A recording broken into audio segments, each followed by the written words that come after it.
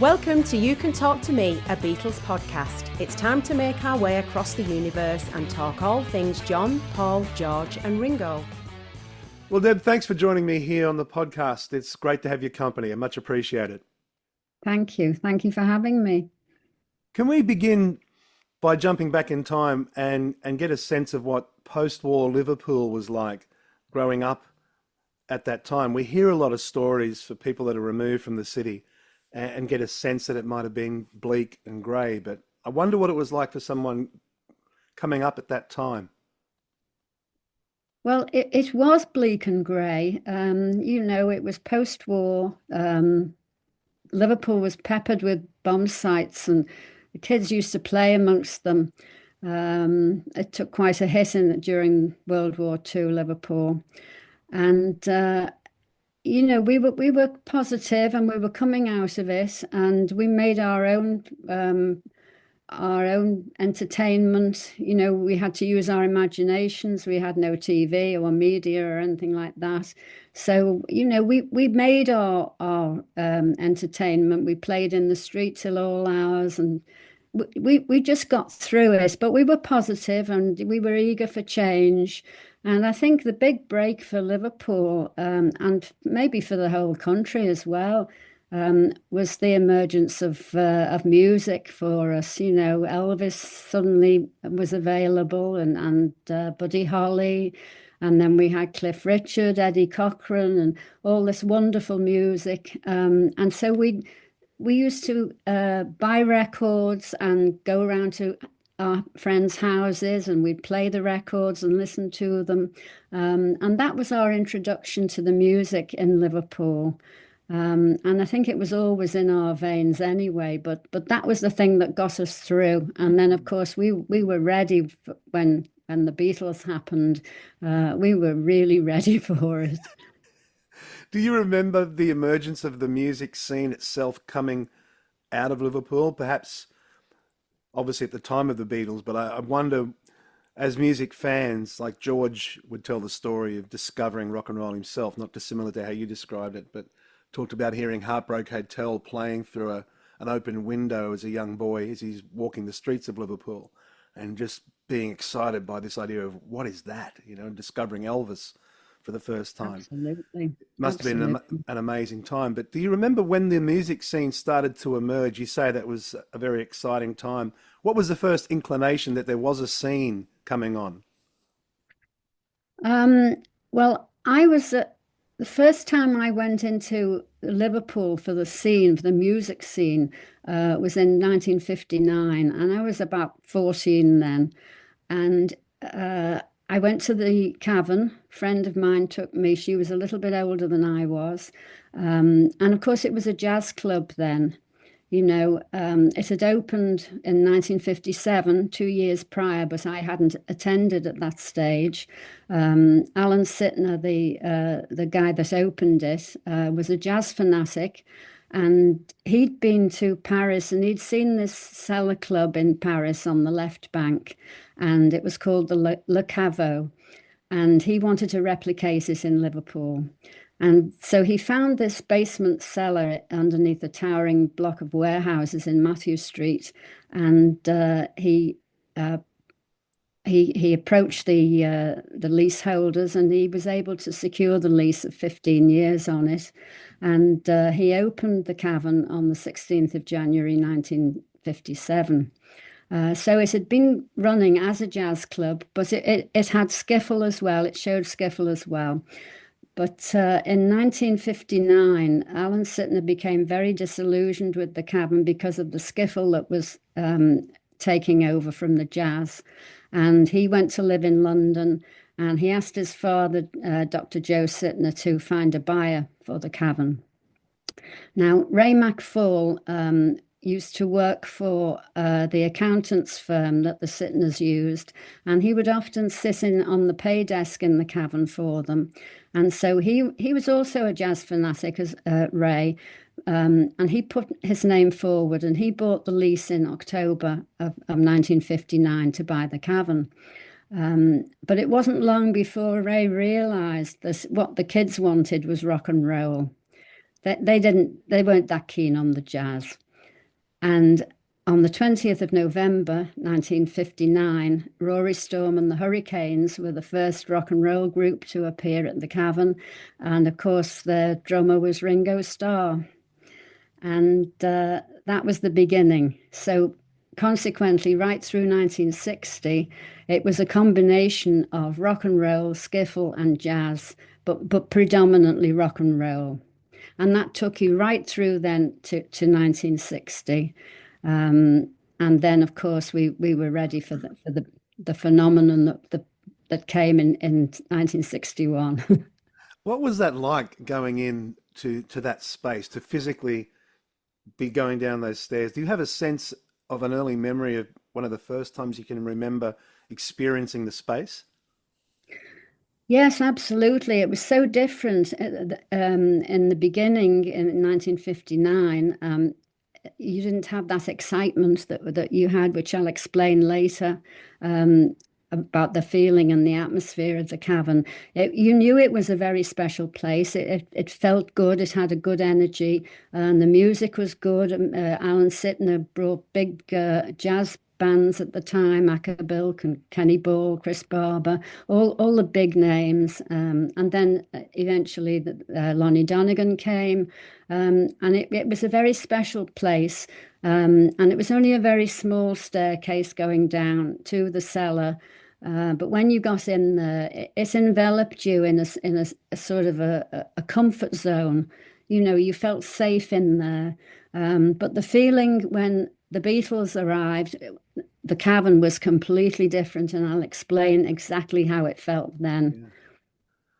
There's a wonderful quote in your book, Cavern Club, The Inside Story, where Bob Wooler is quoted as saying that the Cavern Club was the greatest finishing school pop music had ever known.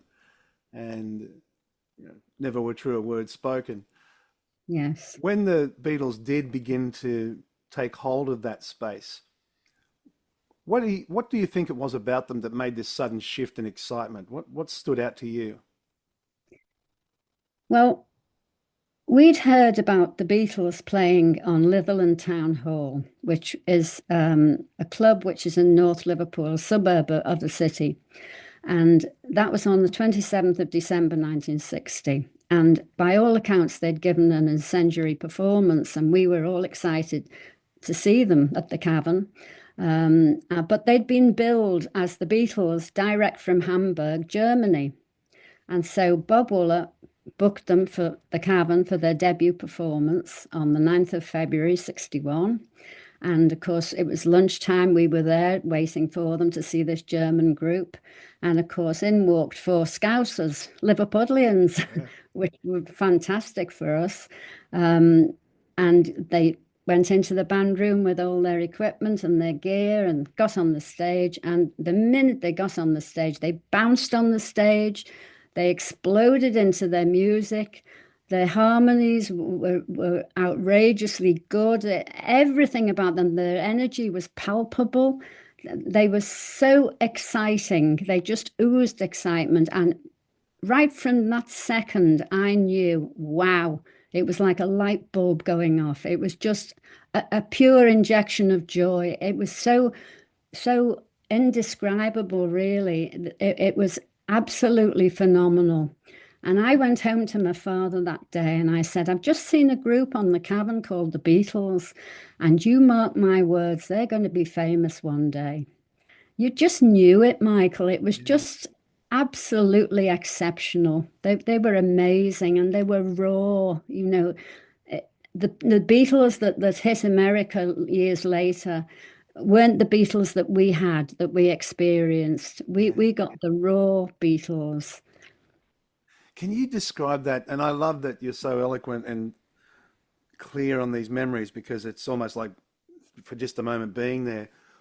Thank you. Even John would comment that who we were is who we were when we were in the clubs, particularly in Hamburg, and then obviously in Liverpool. That he would talk about how great, obviously, they were after the fact, but that was where the heartbeat of the band was really formed. It must have been a very visceral experience. And when you say it wasn't quite the same band that broke America, what What was key in that transformation, do you think? Was it just the physical appearance, that Brian's influence with the suits? What marked that significant shift in the nature of the band, do you think? Yeah, I think it was a combination of things that they were more polished, and yes, it was the suits. It was a combination of things that they were naughty when they were in the cavern, and they had to Right. temper that when they went to America. Yeah. They could do what they liked in the cavern. They'd have cups of tea on the stage and a bread roll, and they'd have a little bite in between songs, and they could crack jokes and they could be themselves. It was like a private party every time they played.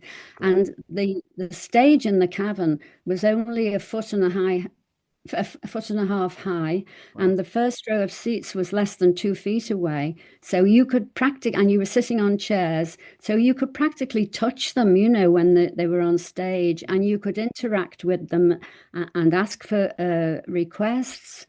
And they'd interact. Paul was a past master at bringing the audience in, still is today. Yeah. He always includes the audience in his performance. And that was in him, that was instinctively in Paul from the very beginning. And Paul and John had a wonderful chemistry between them in the early days, and they'd bounce off one another. They had wonderful sense of humor, although John could be cutting and he was a bit sarcastic, but that we've learned that was his defense mechanism because of all the problems that he'd suffered.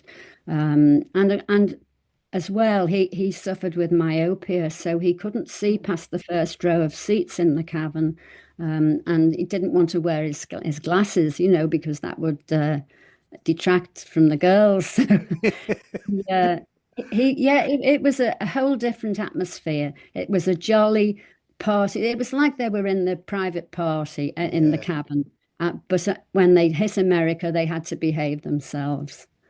I know that, and I want to jump to America in a moment, but just to stay in this time capsule, I'm just curious about. I saw news recently that Pete Best announced he was pulling back from public appearances and going into some form of retirement after many years of still being very much out there. Yeah. Do you have memories of Pete on stage with the band in that space? Yes. Pete would sometimes sing, because they were unusual, the Beatles, because there were four vocals, which was very unusual. It's usually lead vocal and then the accompaniment. But Pete would sometimes sing Kansas City Yeah. or Peppermint Twist. And when he did, Paul would take the drums. Wow. But it wasn't often. He didn't sing as often as the others. Paul would sing Long Tall Sally or Besame Mucho or Till There Was You or Good Golly Miss Molly. John would sing Money or Twist and Shout or Anna. And George would sing Roll Over Beethoven or Three Cool Cats or The Sheik of Araby. Oh, Yeah. he used to sing The Sheik of Wavertree. That's He didn't great. sing. He didn't sing the Sheik of Araby.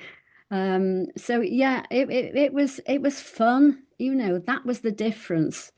So we were so blessed. We were privileged to have seen that rawness.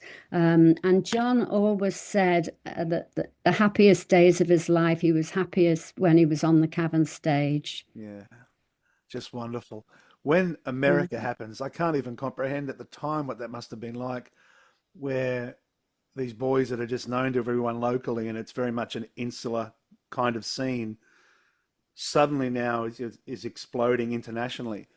What was the feeling like in a world obviously pre-digital and access to so much information and media? But what was that like when the word got out that they had in fact broken America open?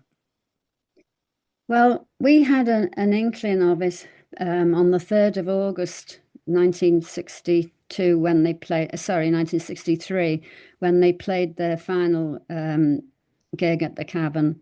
Bob Wooler did say to us at the beginning of the show that this might be the last time you see them here at the Cavern. And we hoped it wouldn't, but we thought, well, it's very possible because Please Please Me had gone up the charts, and as it happened, it was the last time we saw them. you know, we were that on that particular day in the cavern, the, the cavern was notorious for the lights fusing because the condensation used to run down the walls and blow the fuses. And this happened on their last performance. And Paul, master of spontaneity that he is, he got on the cavern piano on the stage in the dark and he started to play When I'm 64. Now, Wow. we'd never heard that before.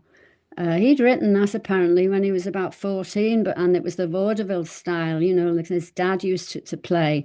And he took over and entertained us in the dark until the lights resumed.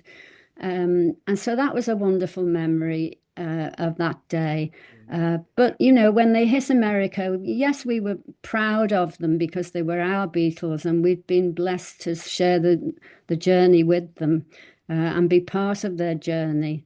But, you know, we were sad as well. It was mixed emotions. We were sad to lose them to the rest of the world, but we were thrilled for them.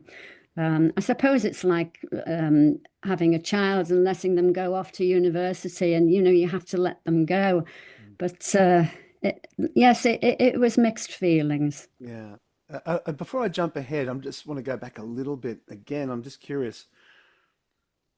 What was it like for someone in the city at that time when that change happened with Peter's out and Ringo is in? Do you remember, was that as tumultuous as history tells us it was in Liverpool? Was Oh, that a yeah. really big story? Yeah, absolutely. Yeah. Well, Pete was summoned into NEM's office by Brian on the 15th of August 62. And he was told, the boys want you out. Now, this was an absolute shock to Pete. You know, it was a bolt out of the blue.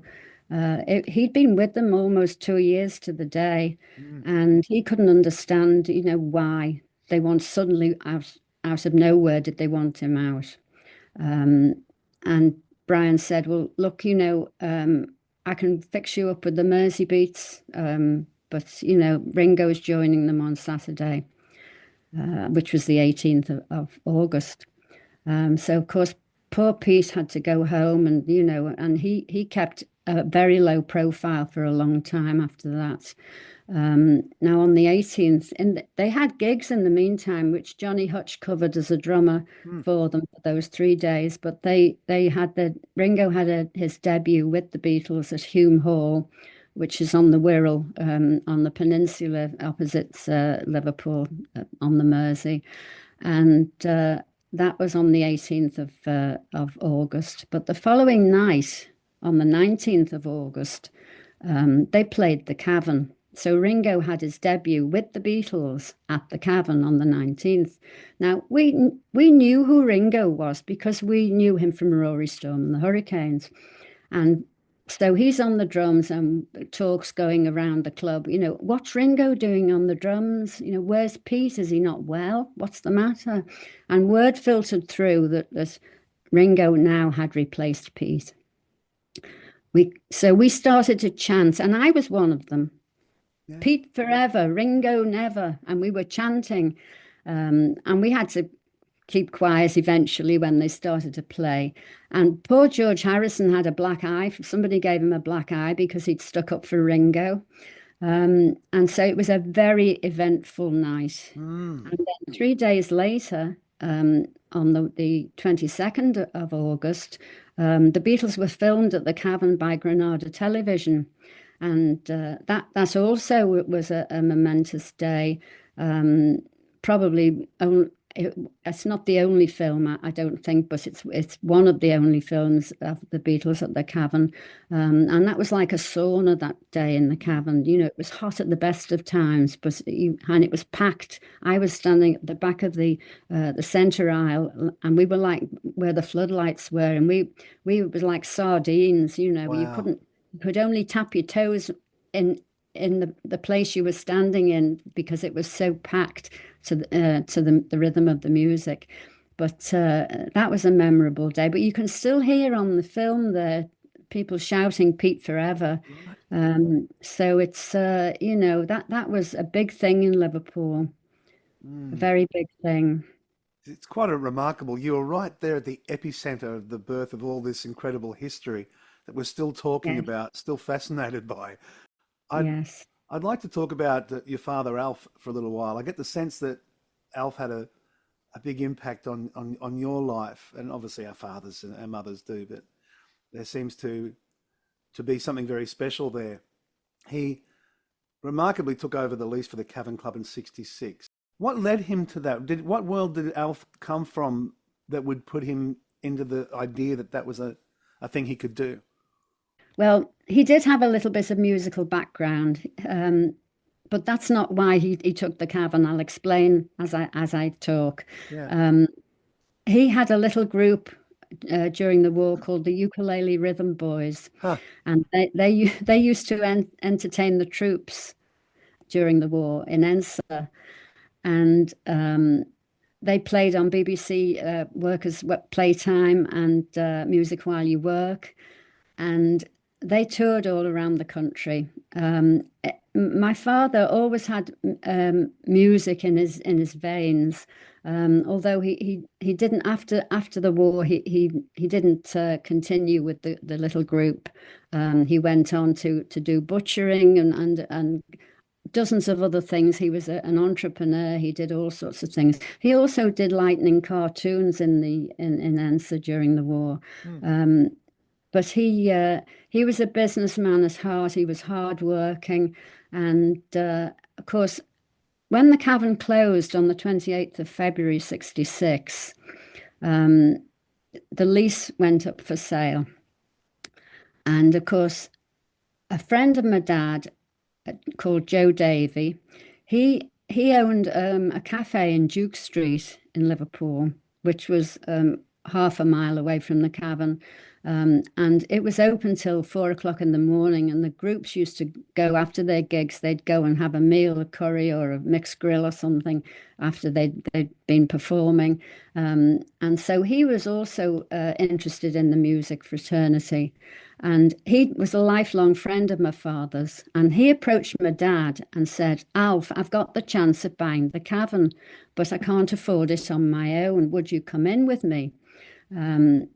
And my dad said, well, leave it with me. I'll come back to you. And then my dad came to me then and said, I've got the chance of buying the Cavern. What do you think? Well, you offer the child the keys of the sweet shop. Mm-hmm. But having said that, I had a good business head. He'd brought me up in business all my life. And I said, look, Dad, I've seen the Cavern peak and I think it can happen again. I think you should take it. And on my say so, Joe and my dad bought the Cavern. And Joe had to also, he needed my dad because Joe was illiterate and he couldn't write. So he used to sign his checks with a cross, and he needed my dad to deal with the press, etc.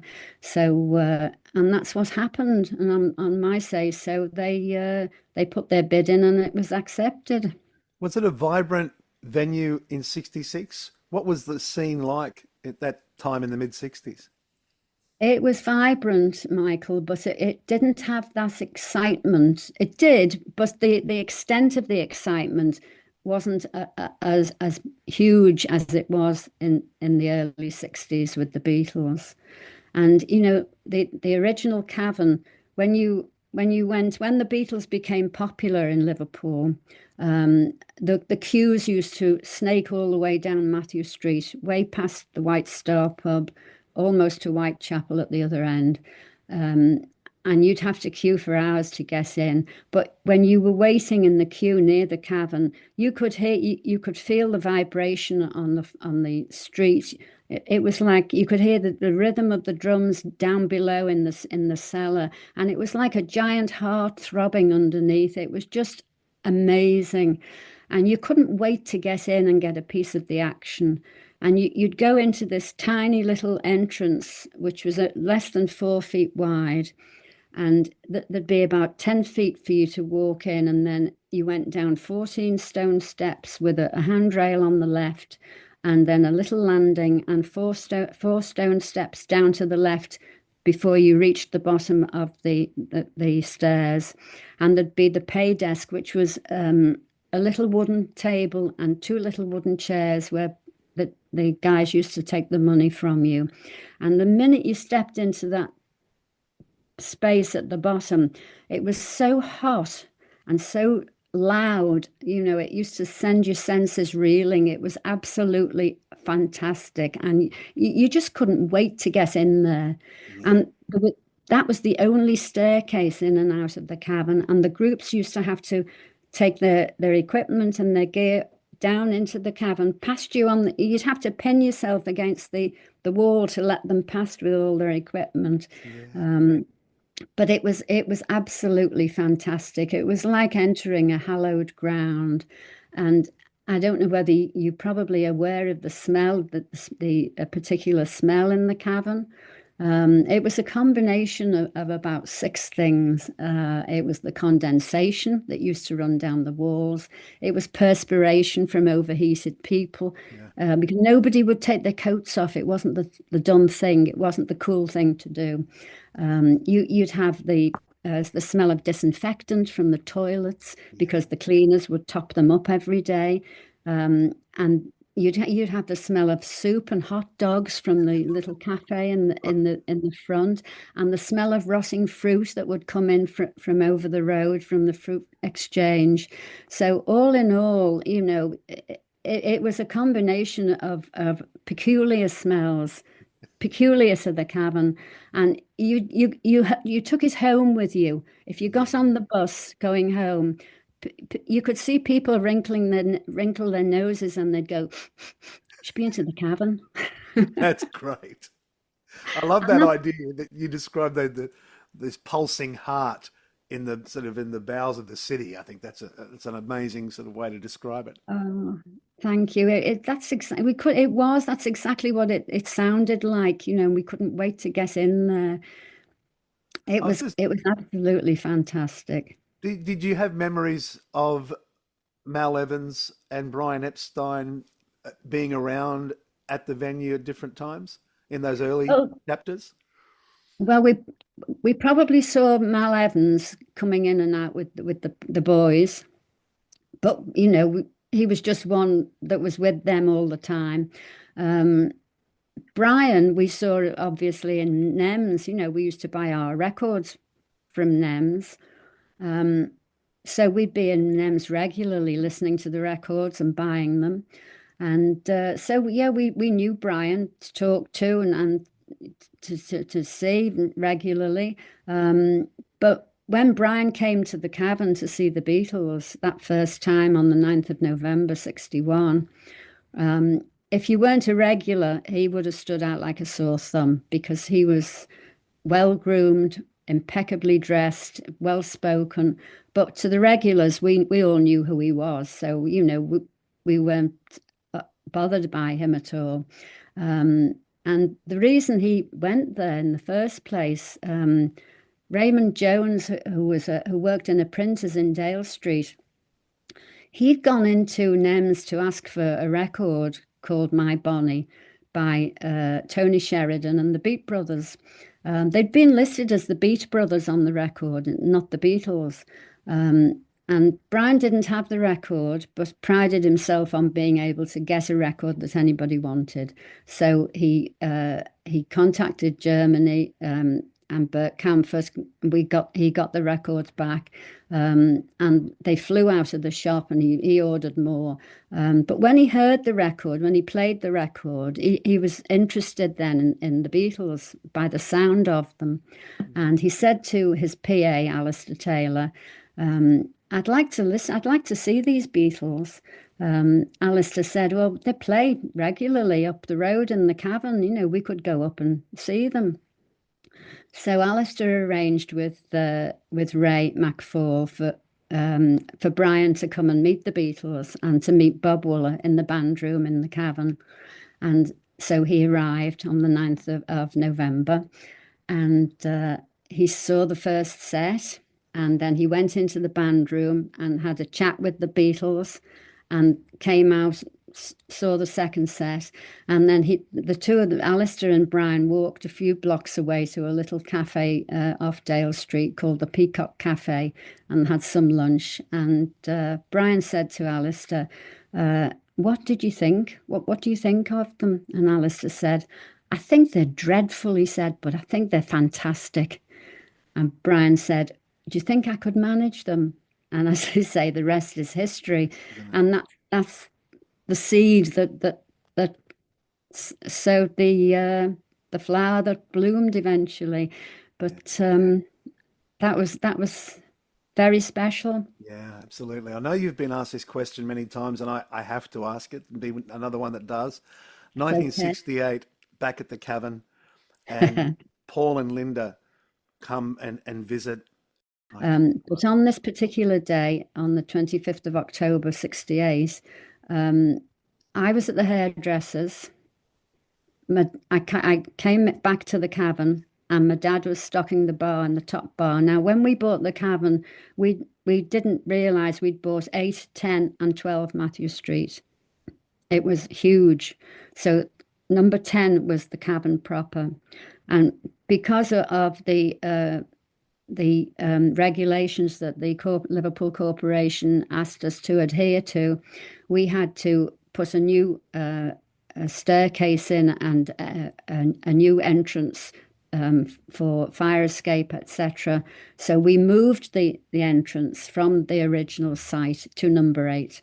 So this is where we walked in, number 8. So my dad was stocking the bar in number 8. And he said, we've had a visitor when I arrived back. I said, oh, who was it? We had visitors all day long. I said, who was it? He said, Paul McCartney. I said, oh, have I missed him? He said, no, don't worry, because there's a chance that he might come back.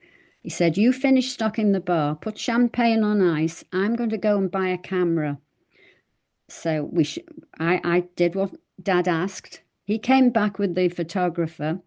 Didn't tell him what it was about. He said that I wanted to photograph a group that he managed, which it was true, and they were there. They were down in the Cavern proper. And he said, okay, so the photographer set all the apertures on the front of the camera and showed my dad how to do it. And he said, no, don't touch it. All you've got to do is press that little button. You don't do anything else. It's ready to roll for the lighting in here. So it's ready. So we waited. The camera was ready and we waited. And sure enough, Paul comes in with Linda. Because when he first walked into the Cavern, my dad shook his hand and said, Alf Gagan, the Cavern. And Paul said, Paul McCartney, the Cavern.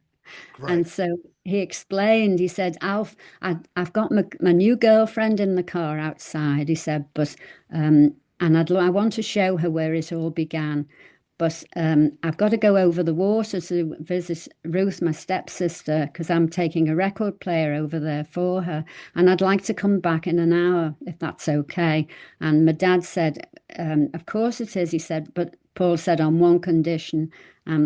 Dad said, what's the condition? He said, don't bring the press in. He said, okay, you've got it. And so we waited because we weren't sure whether he would come back or not. Yeah. So we waited, and sure enough, just over an hour later, Paul returned with Linda. We closed the door of the Cavern because we were inundated with tourists all day long, just streaming through. And we congregated in the top bar. There were only 5 of us. There was me and my dad and Paddy Delaney, who was the head doorman, and Linda and Paul. And so Paul wanted to talk about the early days of the Cavern when they first started, which was fabulous for me because I was, full of it. So we talked about the very early days, and Dad went to pour champagne, and Linda said, I'll do that. I'm a good bartender. And she did the champagne. And then we talked some more, and Dad said to Paul, would you mind if we took some photographs for our own use? And he said, no, not at all. Dad went to pick the camera up. Linda got to it first. I'm a good photographer. I'll do that. Oh, we didn't know who she was. We didn't know she was a photographer. We had no clue whatsoever. My father's face was a study. I could see he was thinking, well, that's torn it. If we lose the photographs. Anyway, she took the photographs. Paul and my dad and I were still talking, and Paul was telling us that he was producing a group called the Ivies. Now, the Ivies came from Swansea, South Wales, and they were like one of the family to us because my dad used to he knew the manager, Bill Collins. Bill's son, Lewis Collins, was one of the actors in The Professionals. And Bill used to bring the Ivies for regular gigs to the Cavern. My dad would give them very regular gigs. And then he'd bring them home to our house in Greenbank Road. And he'd feed them with fish and chips and give them a bed for the night, albeit on a sofa or a settee or something, on a chair. But they were always in our house, the Ivies. And one night they had an extra guy with them that needed feeding and he needed a bed for the night. And that just happened to be Chris Christopherson. And so that's the sort of familiarity that we had with the Ivies. And so Paul was saying that he was producing the Ivies and he was doing a film, The Magic Christian, or he was writing this song called Come and Get It for The Magic Christian. And he said, but I'm thinking of changing their name, Alf. He said, I'm going to call them Finger. And my dad said, oh, I don't like that, Paul, that's bad. And Paul said, bad Finger. Thanks, Alf, he said. And that's how Badfinger got their name. Wow. And I was talking to Joey Molland in New York 2 years ago, and I was telling him this story. And I'd given him a copy of the book. And he said, I'm so glad, he said, you've told me that. He said, because I never, ever really thought that the story that was out there was right. He said, I'm so glad you've told me that. I said, well, that's the truth, Joey, because I was there and I witnessed that. What a revelation that is. Isn't it just? Yeah. Incredible. I know. And then so we finished talking about Badfinger, and then we had to go down then into the bowels of the earth to the cavern proper. And we'd built a huge staircase with access from one to the other. And when we went down into the cellar, the Curiosity Shop, the group that my dad managed, were on stage. And they saw Paul, and Paul just waved at them, all right, lads. And, they were stunned to see him. And what happened next, Michael, will live with me forever. It was so surreal. Paul walked over to the upright piano that was outside the band room to the left of the stage. He lifted the lid and he started to sing and play Hey Jude. Wow. And you could hear a pin drop. It was as if everything was taking place in slow motion. It was so, so surreal and spine tingling. You just couldn't believe it was happening. And when he'd finished, he just got up, went into the band room, got on stage, took his place on the drums and joined the Curiosity Shop. And Linda took more photographs. And they stayed for a little while longer. And then when it was time for them to go, my dad gave Paul a red T-shirt with the Cavern logo on the front, which you can see actually in the new Cavern. There's a photograph of him wearing it. So you can see him wearing that T-shirt. And then it was time for them to go. And then we waved them off down Matthew Street. And then my father and I raced to another little photographer in Matthew Street called Jason's. And we said, well, look, we've got some very sensitive film here. We'd like to come and can we stay in the dark room with you to have it developed, which we did. And every photograph turned out, she was right. She was a good photographer. Yes. She was an excellent photographer, but we didn't know who she was. That's quite an incredible story. I had no idea about the Badfinger piece. There's a wonderful photograph of you and Paul together that was taken Yes. that night too, yeah? That must be Yes, a wonderful memory. Yes, Linda took that, yes. Yes, it was a fabulous memory. I've been so well blessed to have been in the right place at the right time. Extraordinary, really, and then for my father to have the opportunity to buy the original Cavern. Yeah. I mean, I was absolutely besotted with this. My grandmother used to say, "I don't know why you don't take your bed down there. You're never at home." I'm just curious, did Alf stay with the band management side of things? Was that a new career path? He did manage a couple of groups. He managed the Curiosity Shop, he managed the clubs, and he managed the signs. He had 3 groups that he managed. It was a sideline. He always wanted to do something else as well as what he was doing. He always had something else going on at the same time. Yeah. He Yes. sounds like a remarkable man. Oh, he was. He was so hardworking. He thought he was invincible, as we all do, I think. But he was kind and generous and hardworking and supportive. He was so good with people. He was a people's person. Yeah, yeah, wonderful. If people wanted to find out more, Deb, and I appreciate you being so generous with me, with Cavern You're Club, The welcome. Inside Story, where best to find the book, where best to find you to discover more about the incredible journey? You can get the book from Cavern Club, The Inside Story from the BeatlesBookstore.com, which will come direct from me here in Liverpool, a signed copy. It's available on Amazon worldwide. If you're in the US, it's in Barnes and Noble. If you're in the UK, it's in Waterstones. And of course, it's in all the Beatles outlets in Liverpool as well. Well, congratulations on it. Is there another book in the works, do you think? Yes, there is. And I was in the process of doing it a couple of years ago, but sadly I lost my husband. I'm sorry. And thank you. And it sort of went on the back burner, but I think I'm just about ready to revisit it now. So there's a lot more because it was accepted when I sent my book off to a publisher in America. It was accepted so quickly that I didn't have time to put everything in it. And afterwards, I said to Nigel, who was my husband, I could have put this in, and I didn't put that in. And why didn't I put this in? And now I've revisited it, and I'm 2/3 of the way through. So, Yeah, what a valuable contribution, no doubt, to Beatles authorship around the world. So it's a wonderful thing thank to be you. doing.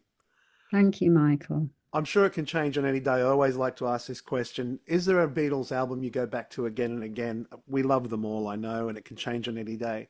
What's one album that you just find yourself thinking, that's the one for me? Oh, it's got to be the first one. Please, please me. Yeah. Favorite track. I saw her standing there. Yeah. First track right out of the gates and they're on Yeah, fire. absolutely. Yeah. Phenomenal. The entire Phenomenal. world changes. Yes, yes. Deb, this has been a great honor for me. I appreciate you taking time to be a part of the podcast, and I wish you every continued success and happiness for everything ahead. Oh, thank you, Michael. That's so kind. Thank you. Wish you well too. We hope you enjoyed the show. You know the name, look up the socials. You'll find us on Facebook and Instagram where we can all come together. Make sure to like, comment, subscribe and spread the word. It all helps raise the profile of the You Can Talk to Me podcast. Thanks for listening.